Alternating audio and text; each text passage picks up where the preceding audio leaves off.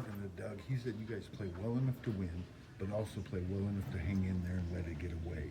I asked him how bittersweet was that, and he said nothing sweet about it. What's your take on that you guys are able to keep games close, but you have one stretch here and there that lets it get away?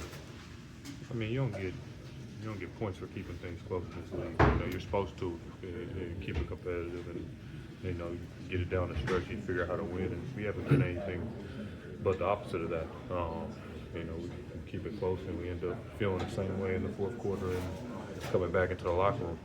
I think we had a really good first half, and you know, it was a tale of two halves again. So, you know, it's not a good feeling at all. We're talking to the coach in pregame. He was saying that you guys, it's kind of like being musicians and playing music, and you guys have a very talented roster. But is it just not getting things are just sinking in right now, or? I mean, well, it doesn't sound good. I tell you that. The music, if that's what you guys are going for, you know, you can have the most talented people in the world, and you know, but you know, the guitarist and the violin guy, and you know, somebody that's orchestrating, and then you know, somebody on the saxophone. If they're all not playing in the same key, it ain't gonna sound like music. You know, it's just gonna sound like a bunch of instruments playing. So there's an analogy for you. You've talked about the tale of two halves things a bunch of times. Why do you think that's been such a theme here? I don't know. You know, we played really good at stretches. I think the first half we felt really good. It was a 3-minute stretch in the third quarter. Just they went on a 13-0 run and we didn't get anything going. And I think that was the ball game. You know, from that we just didn't recover. They stayed in rhythm. You know, in the fourth quarter you're trying to play catch up with a team that's already in rhythm, making threes, making shots. It just I think that little 2-3 minute stand killed us. Before that point, because it was 84 all, you guys were sharing the ball, getting rebounds and playing defense. Other than couldn't get anything going, what was going on in the last 3 minutes where you guys just couldn't?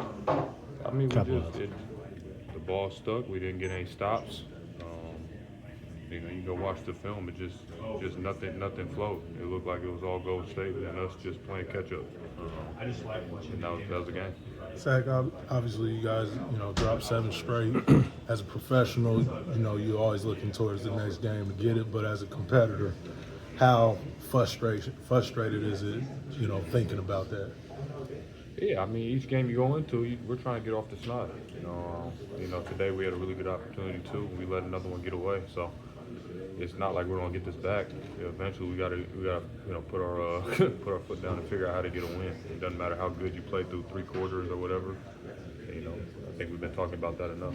And when they went on that run too, Zach, it was DeAnthony Melton. What did you see that he was doing when he went on that run the last end of that third quarter? It felt like a lot of them, from Milton. They're getting offensive rebounds, they're getting putbacks. They got fouls. It's not one guy. Obviously, he steps ahead of the snake, but they all play well tonight. You can't let everybody get off. Is there one side of the floor offensively or defensively that stands out to you when things started to go downhill?